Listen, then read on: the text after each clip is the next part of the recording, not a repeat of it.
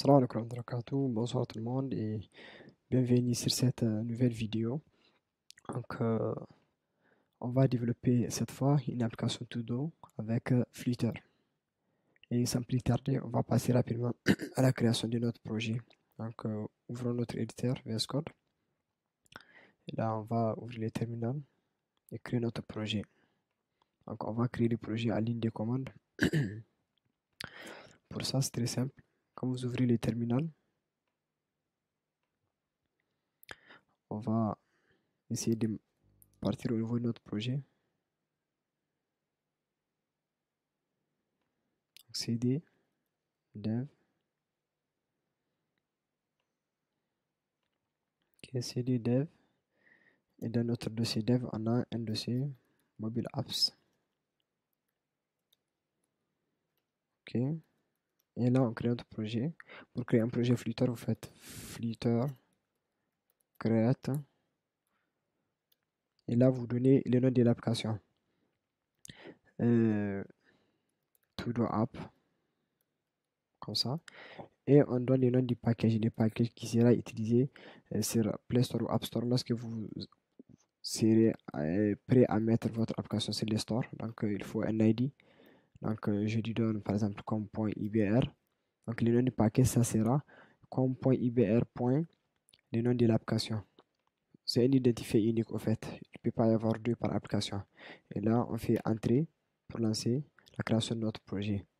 Donc, on attend quelques secondes, le projet sera généré. Ok, donc notre projet vient d'être créé.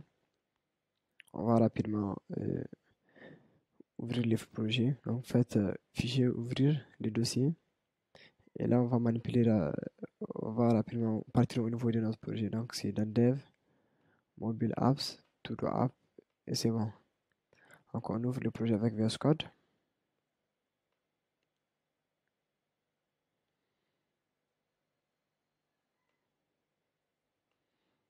Donc là, une fois le projet créé, vous pouvez partir dans le dossier Android pour vérifier au fait notre package notre nom de package qu'on avait donné.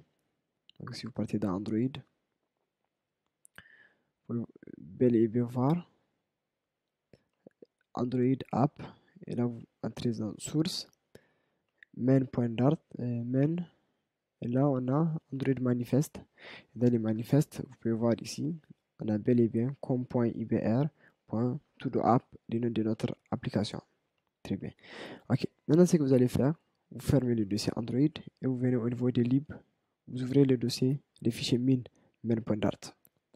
Ok, les fichiers min.dart, c'est les points d'entrée de notre application. Et ce que vous allez faire, à partir de My App là, vous effacez tout ce qui vient au niveau de homepage, vous effacez tout, sélectionnez tout et vous effacez.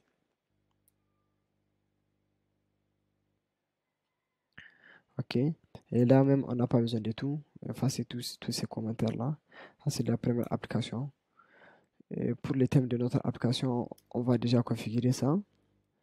Donc pour la couleur, on veut la couleur orange pour presque toute l'application. Ça, ce sera la couleur qui sera beaucoup utilisée dans notre application Flutter. Et là, on va créer le homepage. Donc au niveau des libres, faites clic droit, créer un dossier qui s'appelle Screen. Et c'est là-bas, on va mettre toutes nos pages. Et là, vous faites nouveau fichier dans Screen et vous l'appelez home page. Vous n'êtes pas obligé de nommer ça home page, mais c'est intéressant pour pouvoir rapidement retrouver nos fichiers. Et là, il y a un raccourci pour créer en fait, une page Stateful Widget qui est la classe Stateful Widget qui sera héritée automatiquement. Donc vous faites STF dans VS Code et là il va vous suggérer Flutter Stateful Widget. Vous faites entrer et là quand tout ces blabla vient, vous entrez en page. Ok, vous entrez en page. Ok, et là au niveau du return, du build, vous faites return scaffold. Ok, vous retournez un scaffold Et là, on vient de créer notre homepage et vous venez de mettre point d'art. Plus tard, on va continuer notre vidéo. On avait créé les homepages avec les scaffolds. Ok. Et maintenant, vous venez au niveau des main point d'art. Et là, vous effacez cette classe-là, homepage. On va importer la page qu'on vient de créer pour qu'elle soit en fait la page qui sera affichée. Pour ça, ici, vous passez les homepage. Donc au niveau des home, donc c'est la première page qui sera affichée lors de la création de votre application et le lancement par l'utilisateur. Et là, vous voyez, je ne connais pas homepage, mais ce que vous pouvez faire, vous pouvez cliquer sur CTRL espace et là, il vous le suggère, vous prenez le premier ici, entrée. Ok.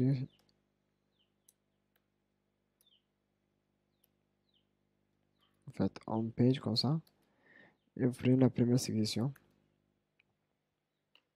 Quand vous venez ici dans notre page, on voit le nom, c'est homepage. Ok, c'est bien. Donc, dans même point d'art, ça va être homepage, notre page qui sera affichée en premier. Pour ça, il faut l'importer. Donc, import. Ok. Là, vous dites donc, contrôle espace. Vous dites homepage. Donc, vous appelez d'abord le package. Deux points. Le nom de votre projet, donc, qui est Todo App. Vous voyez. Todo App. Et là, vous faites slash. On a screen. Et de screen, on a homepage. Et on importe. Là, c'est bien. Donc, on vient de créer notre première page qui s'appelle homepage. Et pour la homepage, on va passer tous les restes, on va l'expliquer plus tard. Mais là, continuez seulement. Donc, appbar. Dans les scaffolds, on va appeler appbar qui sera en fait les titres qui sera en haut de notre page.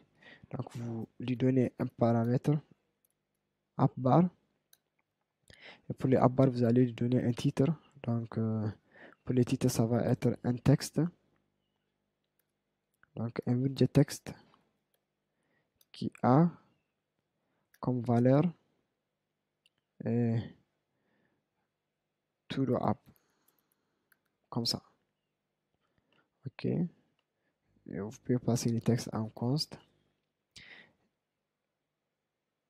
Et là, on va avoir. Et là, on vient de créer les app bar de notre application. Et là, on va faire le contenu. Donc, au milieu, on aura les body de notre page.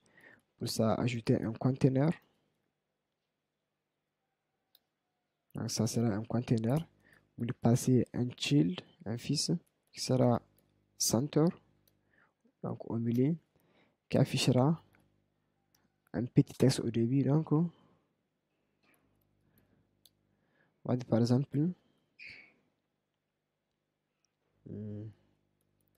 aucune tâche pour l'instant.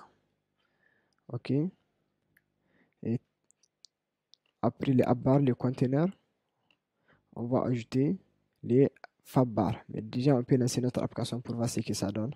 Donc, on lance sur notre émulateur iPhone 12 Pro Max rapidement. Donc, pour lancer l'application, vous ouvrez les terminals et là, vous faites Flutter Run.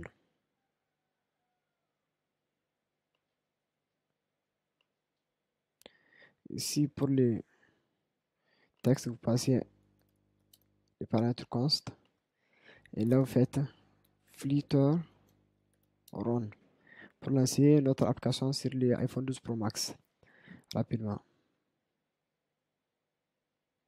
Ok, faites entrer.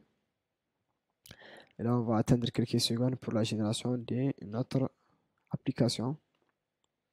Et on va voir à quoi ça ressemble, ce qu'on vient de faire. On attend quelques secondes encore.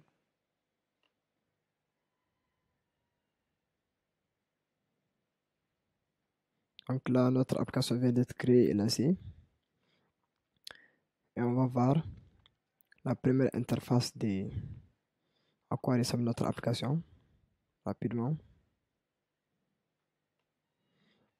Donc voilà ce qu'on vient de créer et on va ajouter maintenant les boutons. Ok, vu que notre application vient d'être créée, maintenant vous allez voir un principe qu'on va utiliser qui s'appelle le hot reload qui permet de décharger rapidement l'application. Avant ça, on a quelques petites configurations à faire.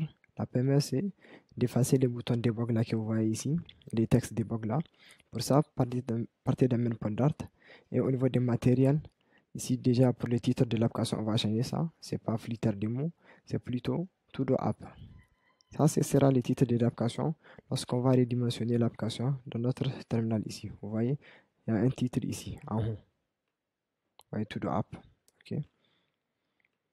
Et on a aussi les debug mode ici que vous voyez en haut, on va l'effacer. Donc vous faites debug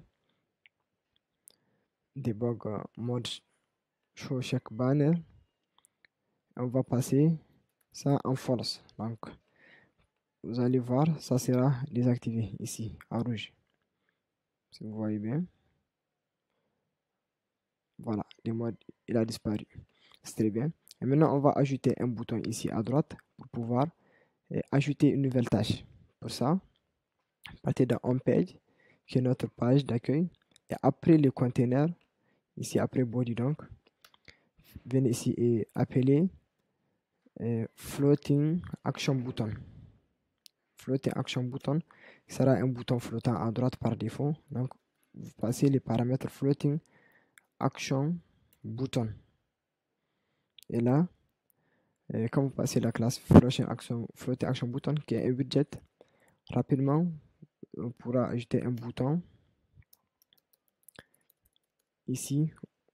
Donc, pour les paramètres, on va passer les onPreset. Donc, s'il est cliqué, qu'est-ce qui va se passer si le bouton est cliqué? Voilà ce qui se passera si le bouton est cliqué. OK. Et avant l'action, donc on a aussi l'icône. Pour ça, c'est les child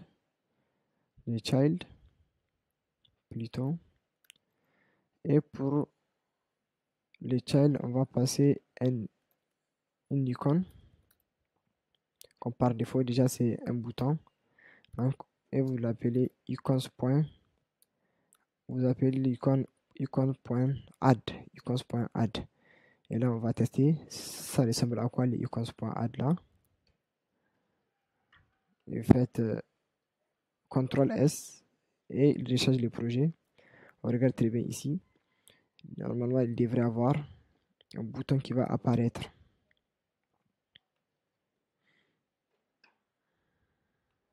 Ici dans l'application, normalement.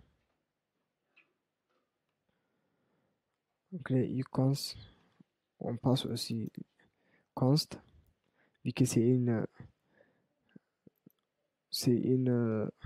widget en fait qui ne change pas d'état rapidement.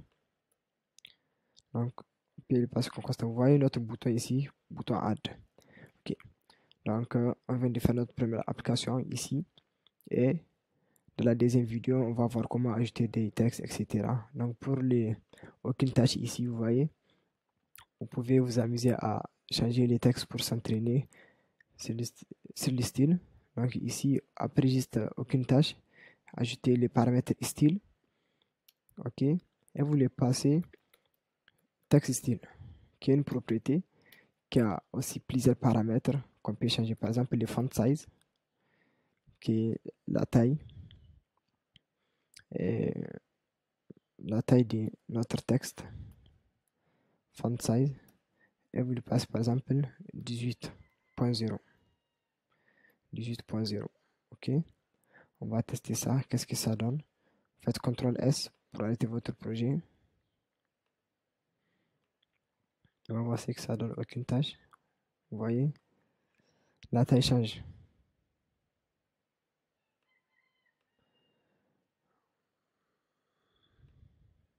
À jour, vous voyez aucune tâche. Vous pouvez aussi vous amuser à changer la couleur pour voir comment réellement ça marche. Colosse point. On va changer la couleur pour voir.